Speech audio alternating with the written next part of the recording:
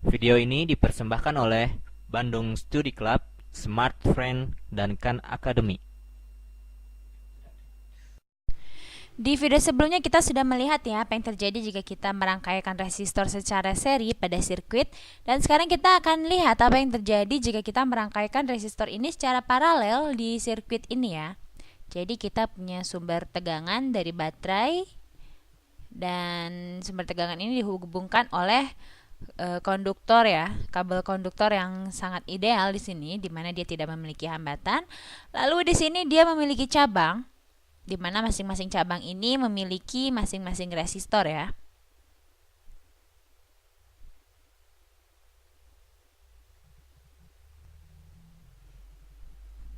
Oke, kita punya dua resistor di sini dan kita sebut ini R1, ini R2.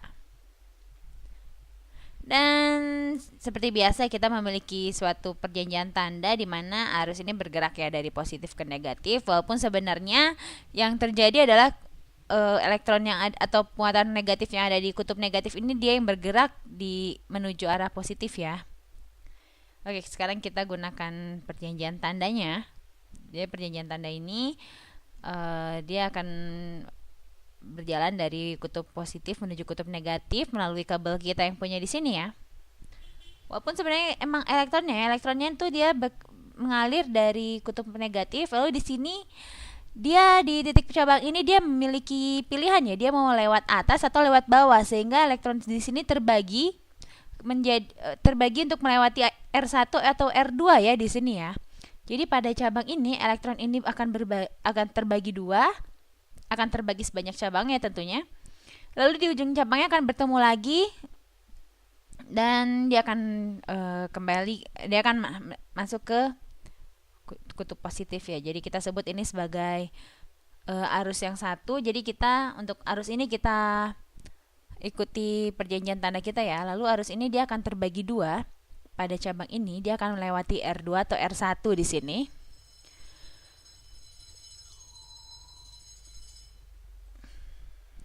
Jadi elektron yang melewati R2 atau R1 ini itu merupakan itu sebenarnya terbagi dua ya dari jumlah elektron yang terdapat yang memang mengalir ya. Jadi dan banyaknya elektron yang masuk ke R2 atau R1 ini memang tentunya tergantung dengan besarnya resistor di masing-masing cabang. Lalu di sini dia akan kembali lagi bertemu dan dia akan menjadi I1 lagi di sini karena dia akan memiliki jumlah yang sama ya dengan awalnya ya. Jadi di sini kita sebut I2 dan ini I3. Jadi I1 ini akan sama dengan I2 ditambah dengan I3 ya di sini ya. Kenapa seperti itu? Karena I1 ini di cabang ini dia terbagi dua menjadi I2 dan I3, lalu dia akan I2 dan I3 ini akan berkumpul lagi menjadi I1 lagi. Seperti itu kan, karena pada cabang ini dia elektronnya terbagi menjadi dua di sini dan dia sebenarnya jumlah elektronnya tidak akan berubah ya di sini ya. Jadi jumlah arus juga tidak akan berubah di sini, akan tetap.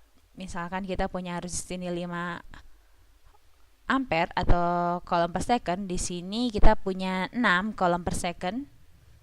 Jadi jumlah arus yang mengalir yang bertemu pada titik cabang ujung ini akan sama dengan 5 ditambahkan 6, yaitu 11 kolom per second ya. Dan itu adalah jumlah arus yang mengalir di sirkuit ini, yaitu I1 di sini. Jadi itu yang dimaksud dengan, jadi ini adalah hukum yang terjadi pada rangkaian paralel di sini. Jadi kalau pada rangkaian seri di sepanjang sirkuit arusnya akan sama, tapi kalau di rangkaian paralel arus ini akan terbagi dua pada cabangnya ya. Dan jumlah arus yang melewati masing-masing cabang ini atau besar arus yang melewati masing-masing cabang dia akan bergantung pada nilai resistornya. Dan sekarang kita lihat garis yang atau kabel yang kita warnai biru ini dia merupakan perpanjangan dari kutub positif ya, kutub positif dari baterai kita ini, yaitu ini. Dan sama juga kalau yang di kutub negatif ini kita beri warna kuning ya. Jadi ini adalah perpanjangan ya, perpanjangan dari kutub negatif kita. Dan karena ini merupakan konduktor yang ideal, tidak akan terjadi perubahan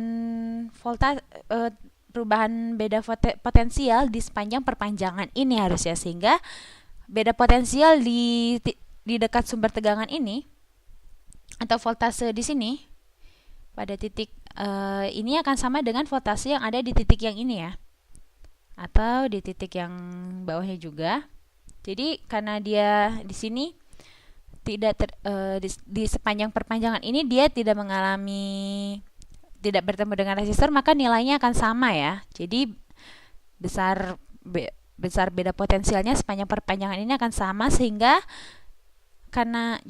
di setiap titik ini akan sama ya beda potensialnya ya. Dan kita lihat karena dengan seperti itu kita punya I ya.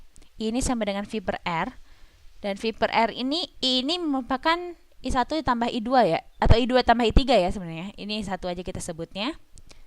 Jadi ini I total ya, yang I1 jadi I total, I3 jadi I1. Kita lihat di titik ini kita punya rumus hukum Ohmnya, di mana V ini sama dengan IR, sehingga V per IR ini sama dengan I ya. Di titik ini dia akan memiliki persamaan, di mana di sini mengalir I1 dengan ya pada resistor 1 di sini, sehingga jika kita ingin mengetahui beda potensial di sini atau arus di sini, I1 di sini ini sama dengan V dibagi dengan R1 ya. Sama halnya dengan di R2 di sini. Jadi di sini arusnya adalah I2, dan kita ingin tahu nilai I2 ini berapa. Kita tahu ya kalau misalnya beda potensial di titik ini sama dengan beda potensial di tegangannya, di sumber tegangannya, sehingga di sini I2 sama dengan V dibagi R2, dan karena nilai V ini sama, di kedua sisi ini kita bagi V ya di kedua sisi ini, maka kita akan mendapatkan 1 per RT atau R total ini sama dengan 1 per R1 ditambah dengan 1 per R2. Dan apabila misalkan ya di cabang ini kita punya satu resistor lagi, misalkan R3 yang dia paralel ya terhadap resistor lainnya, maka kita tambahkan aja 1 per R3, dan ini juga berlaku sampai 1 per R ke N ya. Kita tambahkan aja 1 per R4 sampai 1 per R5 seperti itu, sampai total resistornya ya. Dan sekarang kita akan lakukan sebuah contoh. Gimana caranya kita menghitung dari rumus yang sudah kita punya. Jadi kita punya sebuah sumber tegangan, dia bernilai 16 volt di sini. Dan di sini untuk menggambarkan kalau sebenarnya bentuk rangkaian itu bisa bagaimanapun ya di sini ya. Jadi kita punya bentuk rangkaian yang seperti ini. Ini ada resistornya, lalu di sini dia bercabang juga, resistornya dia ada di sini. Oke, dia akan bertemu lagi di sini. Lalu dia akan kembali ke sini. Ya. Oke, sebenarnya bentuk sirkuit ini sama aja dengan bentuk sirkuit yang kotak-kotak yang sebelumnya kita punya ya. Ini cuma menggambarkan kalau bentuk sirkuit ini yang penting adalah dia selalu tertutup atau selalu nyambung seperti ini ya.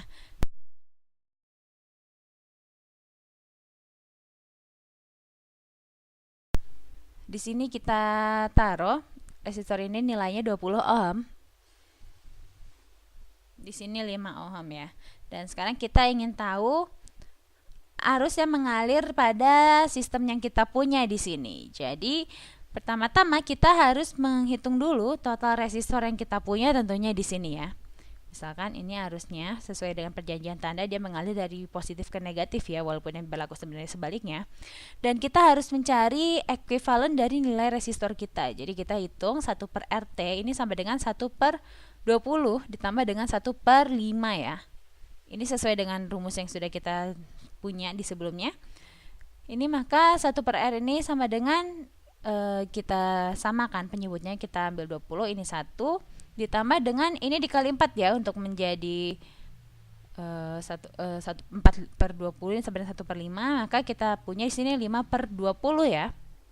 Ini sama dengan 1 per 4. Dan ini kan nilainya 1 per R ya, sehingga untuk mendapatkan R yang nilai resistor yang ekuivalennya ini sama dengan 4 ohm. Jadi rangkaian yang kita punya di sini bisa kita ubah gambar atau bentuknya menjadi seperti ini ya, di mana kedua resistor yang kita punya yang dirangkaikan paralel ini ekuivalen dengan satu resistor yang bernilai 4 ohm di sini.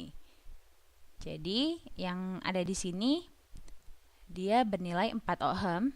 Dan kita memiliki sumber tegangan 16 volt di sini. Sekarang kita bisa mencari jumlah arus yang mengalir di rangkaian yang kita punya di sini. Ingat, kita punya hukum Ohm di mana V sama dengan I dikalikan R, dan ini sama dengan 16 dikalikan I kali 4. Jadi kita punya I sama dengan, kita bagi kedua sisi dengan 4, kita punya 16 bagi 4 jadi 4 ampere ya. Dan sekarang kita lakukan hal yang menarik di mana kita akan mencari arus yang mengalir, besar arus yang mengalir di masing-masing cabang ini. Jadi kita punya di sini I2, ini I1. Dan kita tahu ya di sini ya, beda potensial di ujung-ujung ini akan sama dengan beda potensial di sumber tegangan. Jadi karena di sini dia memiliki sumber tegangan sebesar 16 volt ya. Maka untuk mencari I, kita punya I1 di sini, kita bagi ya 16 volt ini dengan 20 ohm. Ini akan sama dengan kita perkecil jadi 4/5 ya, atau sama dengan 0,8 ampere di sini. Ini adalah arus I1 ya yang mengalir pada resistor 20 ohm, dan sekarang kita cari I2 untuk arus yang mengalir pada resistor 5 ohm. Jadi kita tahu di sini ya, kalau di titik ini, ujung-ujung sini, nilai tegangannya juga akan sama dengan 16 volt di sini. Sehingga kita juga bisa mencari di mana I2 ini akan sama dengan 16 dibagi dengan resistornya itu 5, ini sama dengan 3, sisanya adalah 1/5 ya. Ini 31/5 ampere atau 3,2 ampere ya. Dan itu adalah arus yang mengalir pada I2 di sini. Kita punya ya di I1 dia bernilai, I1 ini dia akan bernilai 0,8 ampere, dan di I2 dia bernilai 3,2 ampere. Dan jika kita jumlahkan, ini hasilnya akan menjadi 4 ya, yaitu total dari arus yang mengalir pada sistem kita ini. Jadi 4 ini juga jadi nilai 4 ini akan terbagi ke dua cabang yang kita punya di sini, lalu dia bertemu dan kembali menjadi 4 ampere. Oke, semoga ini membantu. Dan sampai ketemu lagi di video selanjutnya.